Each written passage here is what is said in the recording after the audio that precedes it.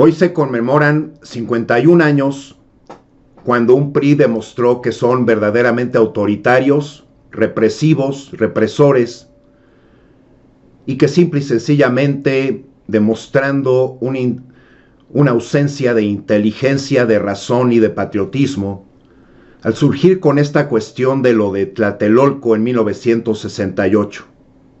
Primero y antes que nada, es recordar que en este México lo que más se requiere es que se nos escuche, se nos apoye cuando tenemos peticiones sensatas, razonables, y la autoridad tiene que determinadamente actuar en cualquier gobierno, precisamente con inteligencia, con empatía y respetando, sí, todas las leyes, pero los gobiernos tienen que mostrarse tienen que apoyar de la mayor manera a toda la ciudadanía, reitero, cuando las peticiones son razonables, fundadas, y así determinando el gobierno, tratando de mediar. Eso es algo que no significó el PRIAN.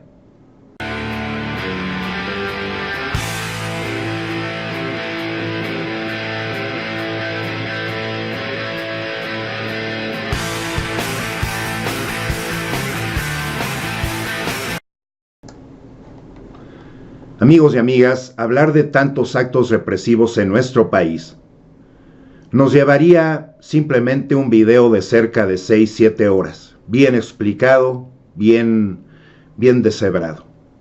Únicamente vamos a hablar de asuntos y cosas para que quede realmente digerido este tema. El movimiento estudiantil de 1968 tuvo su origen aparente el 22 de julio por un pleito entre estudiantes de escuelas vecinas. Las vocacionales 2 y 5 del Instituto Politécnico Nacional y la preparatoria Isaac Ochoterena, incorporada a la UNAM, el escenario, la Plaza de la Ciudadela. Pandillas de la zona armaban escaramuzas desde hacía tiempo sin que la policía actuara para detenerlas. En esta ocasión la autoridad llamó a los granaderos, no se limitaron a detener el enfrentamiento, sino que agredieron a los estudiantes con saña, invadiendo incluso los edificios escolares.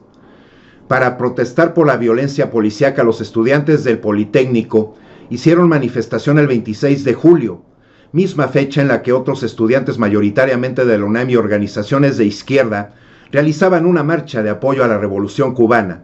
La primera debía terminar en el casco de Santo Tomás, pero al calor de la protesta, esta se desvió hacia el Zócalo y en la calle de Palma los esperaban con granaderos que los reprimieron violentamente.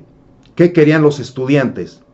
El movimiento se extendió rápidamente, pero también se organizó rápidamente. El 30 de julio, representantes del Politécnico se reunieron en un comité coordinador, de ahí nació el Consejo Nacional de Huelga, formado con delegados electos en cada una de las asambleas de las escuelas de huelga. Esto le dio una representatividad indiscutible y al mismo tiempo hizo que las asambleas, las plataformas para la organización y el debate, este Consejo Nacional de Huelga, llegó a reunir representantes de las 77 escuelas, incluyendo universidades de otros estados. El 4 de agosto, en su primer pronunciamiento público, formuló los 6 puntos de pliego petitorio, convocó a una manifestación para el 5 de agosto de Zacatenco al casco de Santo Tomás.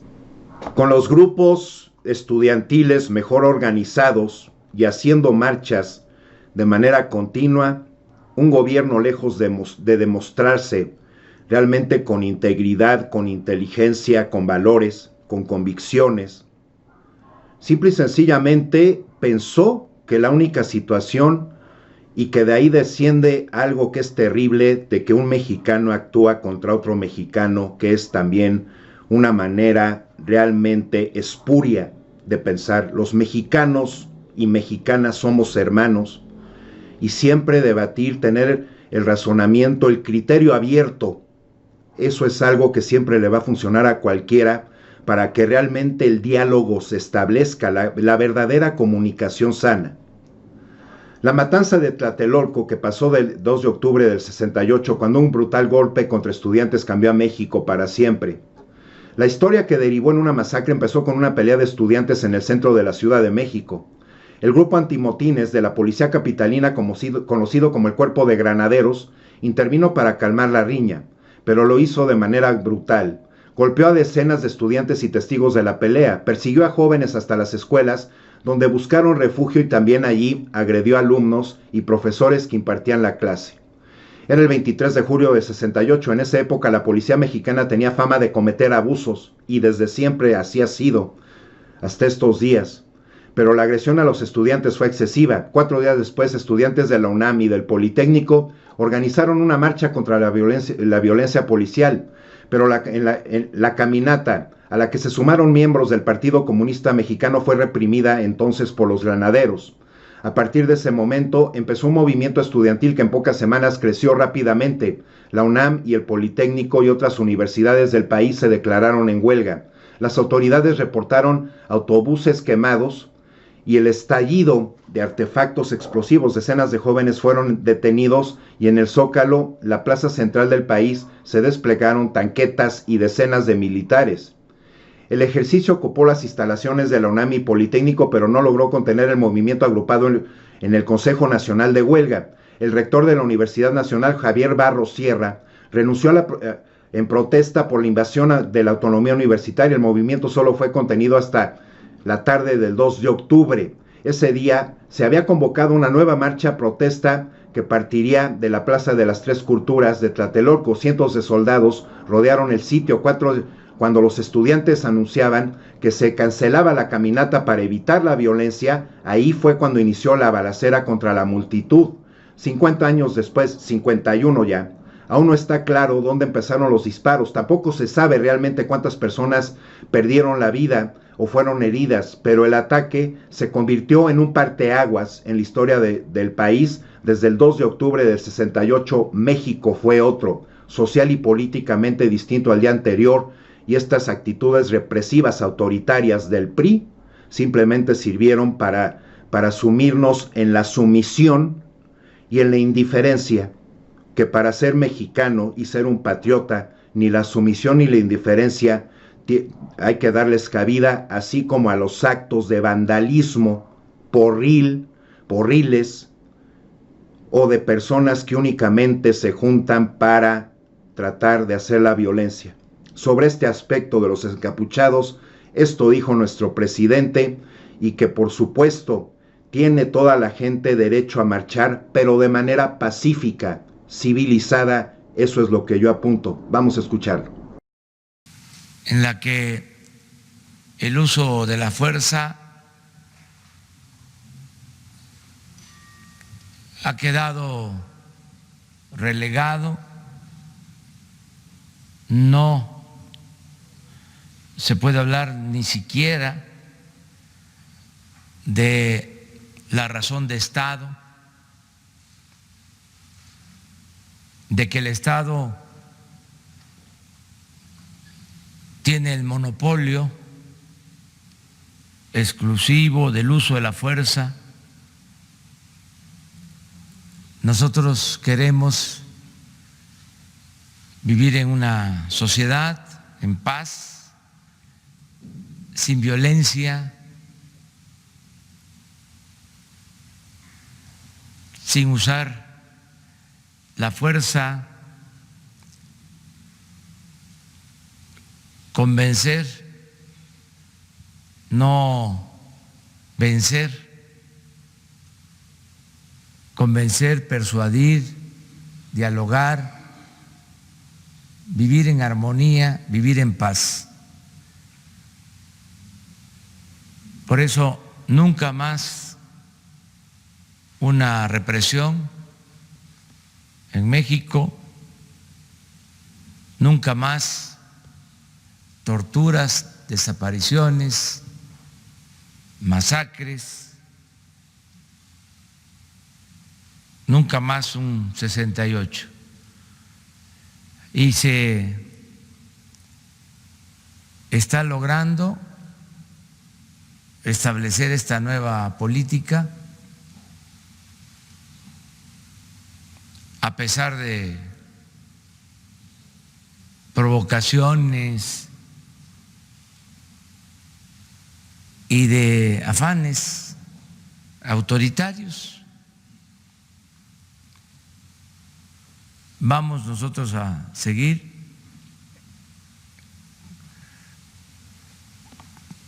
gobernando sin violencia, sin violar derechos humanos, nada por la fuerza, todo por la razón y el derecho. La razón de Estado, ¿a qué se refiere nuestro presidente? Es algo que entendemos: razón y Estado, país, ¿no? Bueno, la razón de Estado presenta un aspecto interno que es lograr el dominio eminente del Estado, del gobierno, sobre su población y territorio para eliminar la anarquía interna, y un aspecto externo, que es aumentar la propia potencia y disminuir la ajena por todos los medios que van desde la guerra hasta las alianzas ofensivas y defensivas. Eso es la razón de Estado. El secreto para vivir en armonía, que es también de lo que habló nuestro presidente, es tener en cuenta los valores de los demás. Los valores son creencias globales con las que nos sentimos fuertemente identificados y que nos permiten relacionarnos con el mundo pensando y sintiendo que actuamos de forma adecuada o inadecuada, depende del caso. Si se detuviera 5 segundos a pensar en sus valores principales, ¿qué palabras acudirán a su mente? En algunos casos es la libertad, en otros es el respeto, también he escuchado en ocasiones la amabilidad. Recuerde que el primer valor que se ha pensado probablemente es con el que más identificado se sienta, que se trate de uno de los valores que están presentes en varias de sus decisiones más importantes. ¿Qué significado tiene para usted ese valor? ¿Y qué cree que para su vecino, compañero de trabajo, su jefe o compañero de vida tienen exactamente el mismo significado? Muy probablemente no. Al igual que cada ser humano es diferente y único, también lo son su sistema de valores, pero la armonía es saber convivir y respetar a los demás, no hacer a alguien algo que a ti no te gustaría que te hicieran. Dentro de las cuestiones y dentro de estos encapuchados y encapuchadas que han causado actos de vandalismo que han ido incrementándose, también mandó este mensaje nuestro presidente. Que fuera máscaras, el que lucha por la justicia, el que lucha por la libertad, por la democracia, no tiene por qué ocultar su rostro, tiene que dar la cara. Y tampoco puede traer armas, sean estas piedras o petardos, varillas, nada de eso. No se requieren esas formas, esas maneras. De todas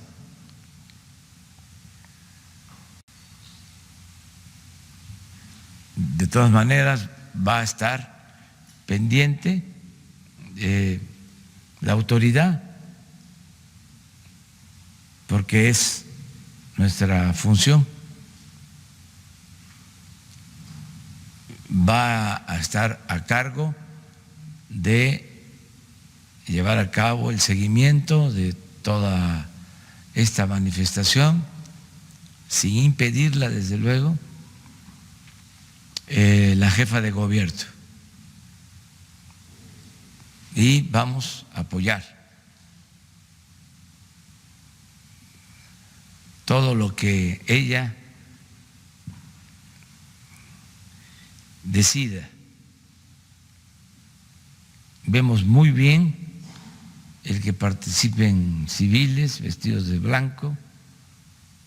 Es el momento de llamar a la paz y que no nos confundan o no mientan, porque lo más importante de un revolucionario verdadero es la honestidad. Un revolucionario verdadero lleva y siempre actúa con honestidad, mensaje contundente de nuestro presidente directamente sobre todo al Partido Revolucionario Institucional, en donde muchos mexicanos tampoco aceptamos que usen los colores de nuestra bandera en su escudo. Hay que recordar Díaz Ordaz, Luis Echeverría Álvarez y los 8 funcionarios involucrados, uno exonerado por la masacre del 2 de octubre. La lista la encabeza Gustavo Díaz Ordaz, quien era presidente para el periodo del 1 de diciembre del 64 al 30 de noviembre del 70. Se le atribuye la represión sistemática del movimiento estudiantil que gestó de julio a diciembre del 68 mediante la conformación de un operativo policíaco militar conocido como Operación Galeana. Luis Echeverría Álvarez fungía como secretario de Gobernación y se convertiría en el siguiente presidente de México. Se le atribuye ser el autor intelectual de la represión ejercida durante todo el movimiento estudiantil. Más nombres.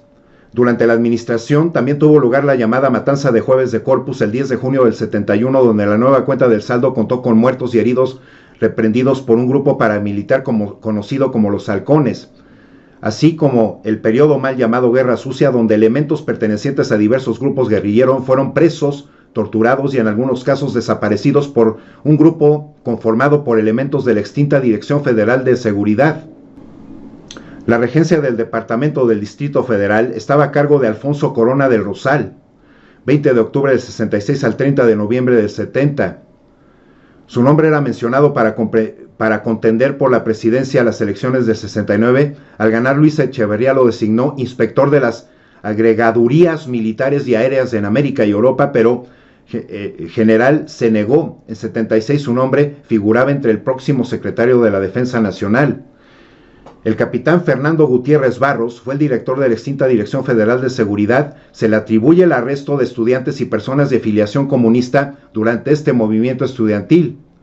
De 70 al 76, además fue nombrado secretario de la Secretaría de Gobernación. Julio Sánchez Vargas, siendo Procurador General de la República, se le atribuye la participación en la represión y detención de estudiantes disidentes durante la gestión de Díaz Ordaz y Luis Echeverría.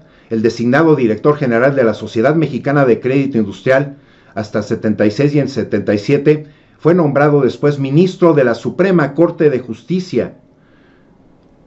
Como titular de la Secretaría de Relaciones Exteriores se le señala a Antonio Carrillo Flores como cómplice de la trama por permitir que usaran las instalaciones del antiguo edificio de Relaciones Exteriores para filmar el mitin en la Plaza de las Tres Culturas. En los documentos de la red de informantes que reclutó la Agencia Central de Inteligencia, la CIA, denominada Litempo, aparece su nombre. En 79 además fue diputado federal.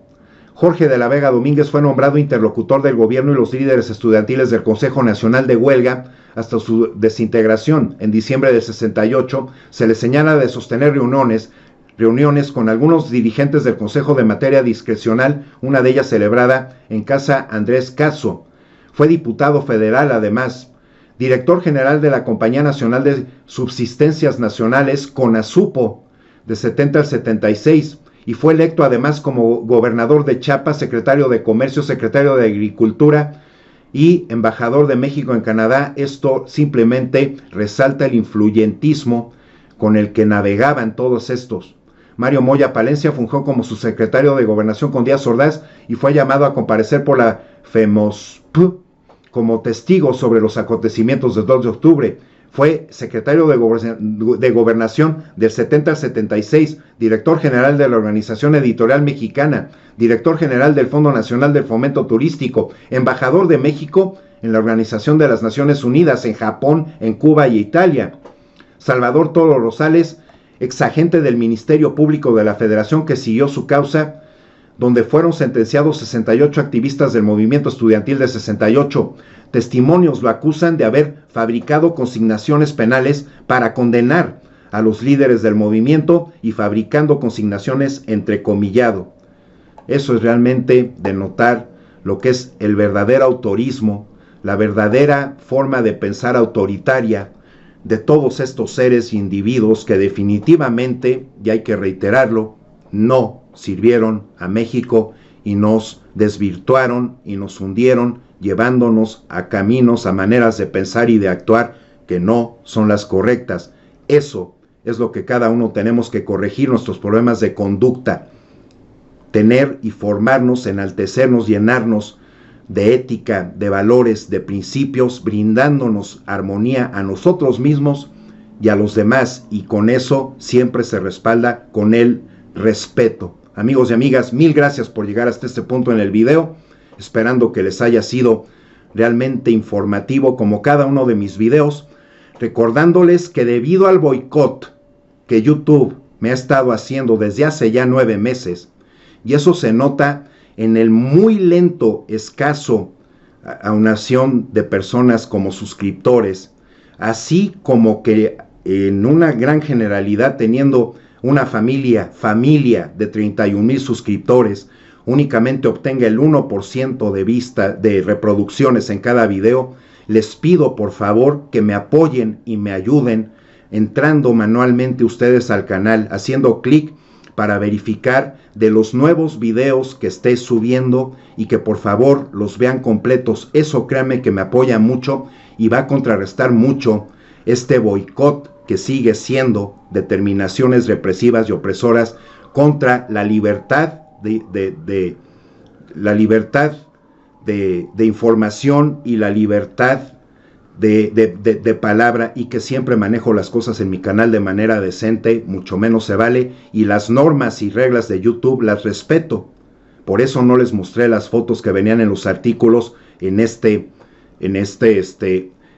video, pero sí hay que darle información. Ayúdenme por favor, que estén muy bien, esperándolos ver hoy. Ya vieron los horarios, están viendo los horarios de mis transmisiones en vivo, y esto los espero entonces el día de hoy a las 8 de la noche, tiempo del centro de México, porque hay muchas notas relevantes y siempre pensando positivamente, constructivamente. El informarnos es lo que realmente apoya y apuntala nuestra cuarta transformación. Hasta luego.